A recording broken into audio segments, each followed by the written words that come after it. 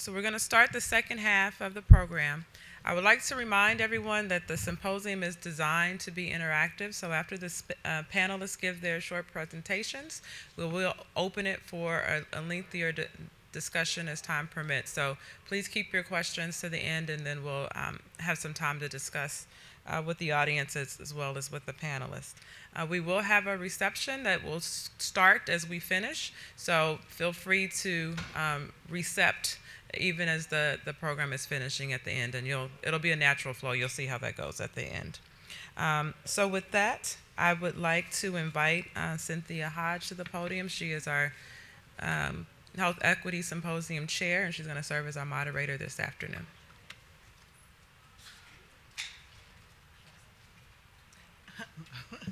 Good afternoon again. And let me just say how thrilled I am to see so many of you all here today. This is really exciting for us. You know, we've worked real hard to put this on, and it means a lot when we get a nice turnout. So I'm really excited to see all of you. We've put together a fabulous group of speakers whose bios are in your programs. So please feel free to review the bios in the program. I will not use valuable time and read bios to you, but I encourage you to take a look at the bios because we have really fabulous speakers. Dr. Woodson, that you've already heard, John Woodson, Sally Ann Frank from Microsoft, our own Rhea Boyd, and Wilson Wang are going to follow the program as printed, and at the end we'll have a discussion. So as much time as possible I want to give to our speakers because I know you want to hear from them and not me. John Woodson, would you please return to the podium? So like one of those horror movies, he's back. Okay, great.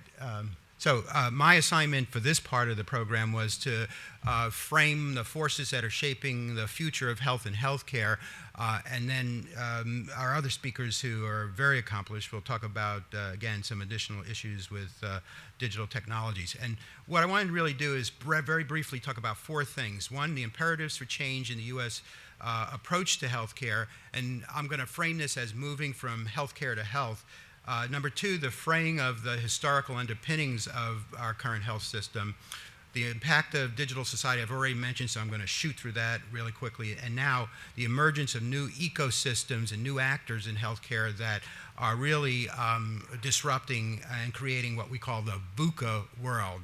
It's an acronym for volatile, uncertain, complex, and ambiguous, and that describes healthcare.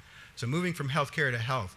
You've all seen these statistics about how much we spend, $3 trillion, if you will, in healthcare. Now that's one statistic, but that's also a powerful attractant to businesses that want to make money to help try and solve some of our problems. So keep that in mind. But again, our outcomes are not that great. Our costs per capita are excessive.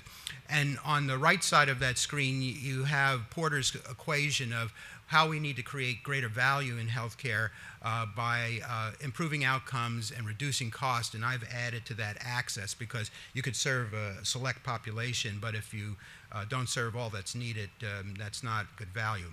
And this is the iron triangle that every health system in the world is trying to deal with, which is to improve access, improve quality, and create sustainability. Edward Deming, the guru of quality improvement, was known to say that every system is perfectly designed to get the results it gets. And so in U.S. healthcare, this is the system we have, totally discoordinated, and I know you can't read that, but you have different interests from physicians to hospitals to pharmacy industry that are disconnected and not aligned to produce a system. And furthermore, we are the most tax-supported health system in the world, yet we don't have universal health care, with 10 to 14% of the population uninsured, which means about 26 million folks. So you've seen this before, data is everywhere, but we don't use it effectively. We've gone into the age of digital health, and now we're in this brave new world, a not so brave, where everything is colliding and we're getting new actors into the system that are disrupting the traditional way we think about healthcare. So on the left side of that screen, all these new partnerships that are coming in that are going to use data to drive healthcare in one or more directions. CVS has now launched an initiative to actually care for chronic disease, and they've got a platform. CVS, or conversely, the competitor Walgreens, has a pharmacy within 10 minutes of every individual in the United States. And so that's a powerful platform. But also, you're seeing entering the mix companies that have innovation in their DNA, and so they're going to really challenge us in the way we deliver care and push many of the modalities you see on the right side of that screen. So this is going to require new leadership that is going to require organizations to pivot to a consumer focus. They're going to have to create enthusiasm around that change, and they're going to have to understand the right partnerships and the right investments to make. And so I'm going to stop there, and we'll be able to answer questions with the panel. Thank you very much.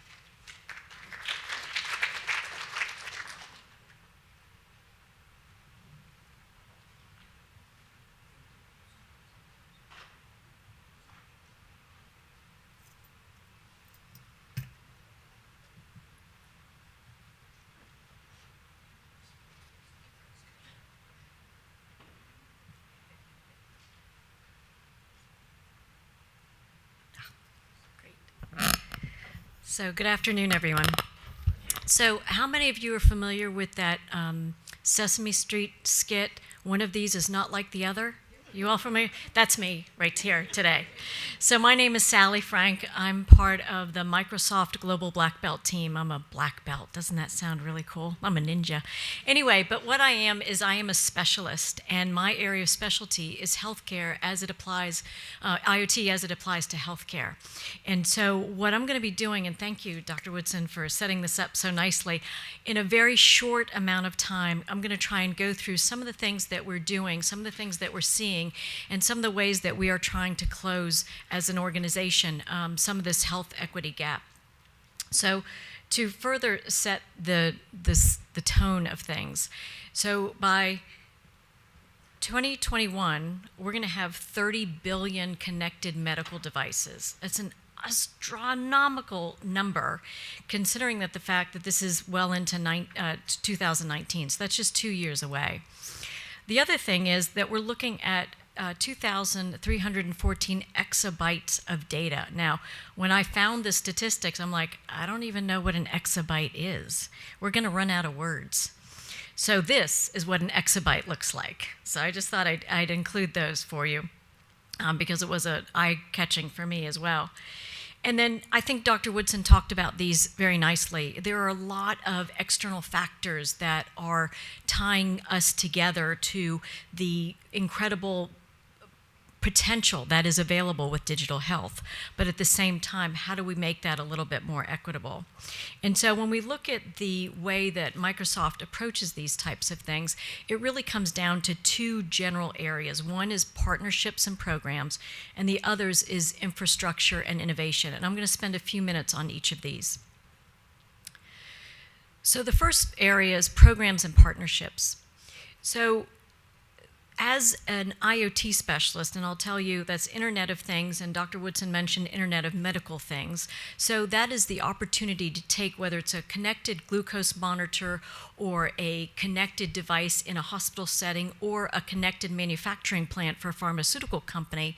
What I focus on is helping connect those devices for a specific purpose and then generating the data that you talked about, applying those machine learning algorithms so that we know more, we can act more appropriately, we can predict risk and outcomes, but more importantly, we have an opportunity to predict things that are likely to happen and apply interventions early.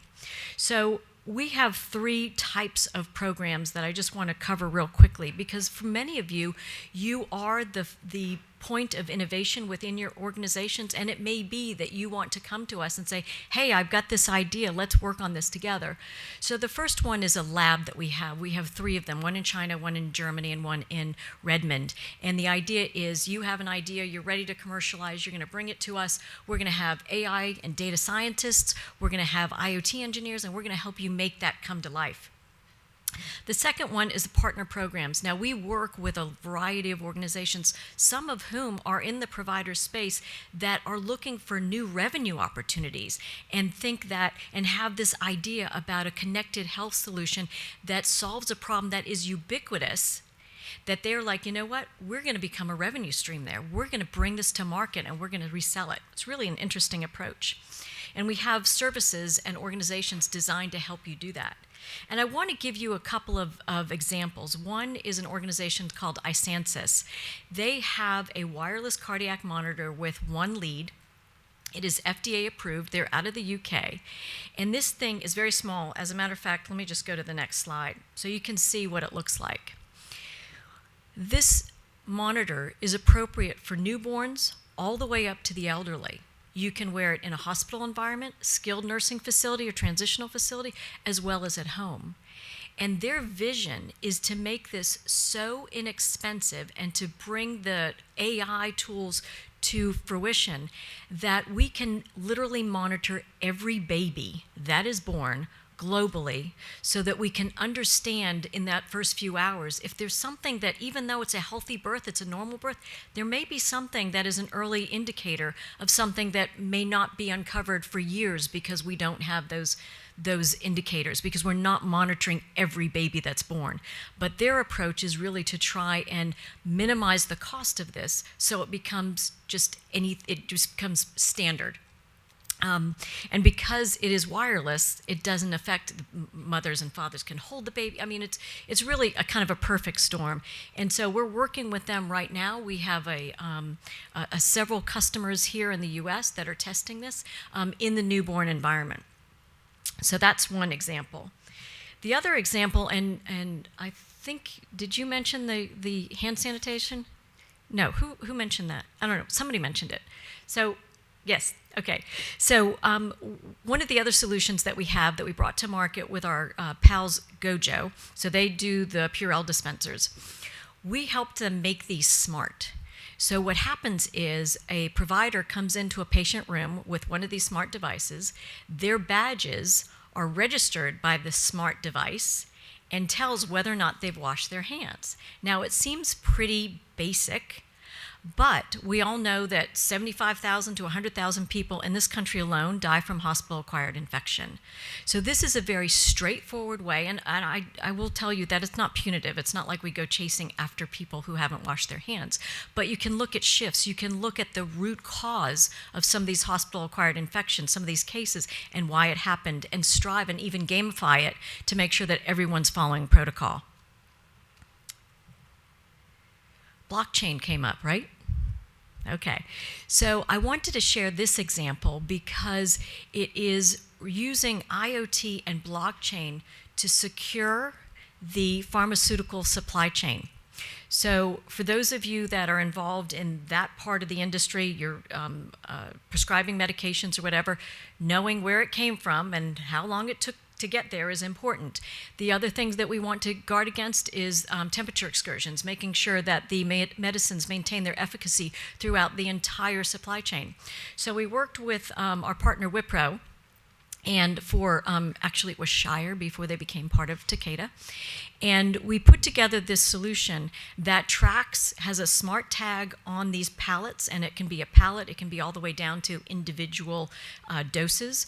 But the idea is that those are tracked throughout the entire supply chain, with blockchain being part of that smart ledger that shows who has chain of custody, as well as guarding against tampering, counterfeiting, and then we use IoT to make sure that every place that it lands is within that desired temperature range, so efficacy is maintained.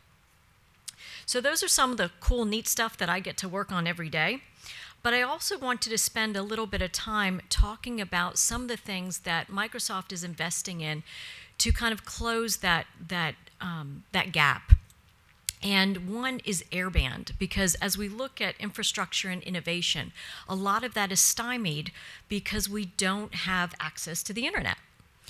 So Airband is our initiative to try and rectify that in certain areas. So one part of it is eliminating the gap in the rural parts of the US.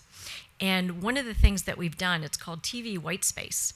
So if you look at the TV spectrum, there are unused areas of that. And we're actually using that to allow people in rural areas who do have TV coverage to get the internet that way.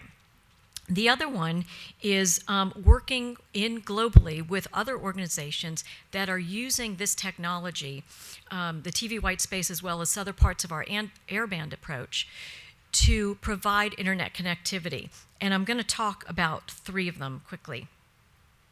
So the first one is with a company out of South Africa called Brightwaves. And they established a way to get the internet to over 600 government offices, hospitals, schools, to enable people to use the internet that previously had no access to it. One of the things that I think is really interesting, and I think Dr. Woodson kind of referred to this, is that this leapfrog approach that we are beginning to see is because in some areas they have gone directly from where they had nothing to cellular, for example. We've had to go through this evolutionary process where we had telephone poles and electrical poles and all this stuff, and are now, going through that kind of evolution that way, where they just kind of leaped. And so organizations like Brightwave is helping the populace make that leap. The second one is from a company called Veraon, and they're in India. And they have gotten really smart. They are using solar panels to provide internet connectivity and electricity to iPad-like devices to their populace. So these people had no electricity and no internet connectivity, and using solar power, they're able to both connect and use electricity. And then the final one is Allband, and that is another variation of Airband. I think they kind of morphed off our name a little bit. And that is designed to provide internet connectivity for these kids on school buses while they are being transported, sometimes for hours, between their schools and their homes. And, I'm pretty sure that they have Snapchat locked down. Whoops. So I wanted to see if we could show this quick video. It's like 2 minutes. I'm not really sure how to get it there. Oh. Do you have it? Okay, I'll let you play it.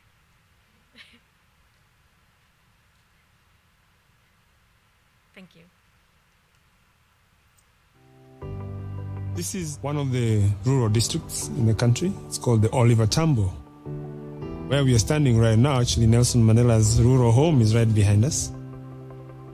We are in a community where a lot of people are underprivileged and disadvantaged. Majority of rural areas in this country are not connected. It's not that broadband is not available, but it's unaffordable. Municipalities started looking at how do they use technology to bring the masses into the mainstream. And we were then appointed to extend connectivity to the community here. Having internet access means a new way of doing things, a better way, a more efficient way, a sustainable way. Right now, it's roughly about just over 600 schools that are connected, a few dozen clinics and hospitals.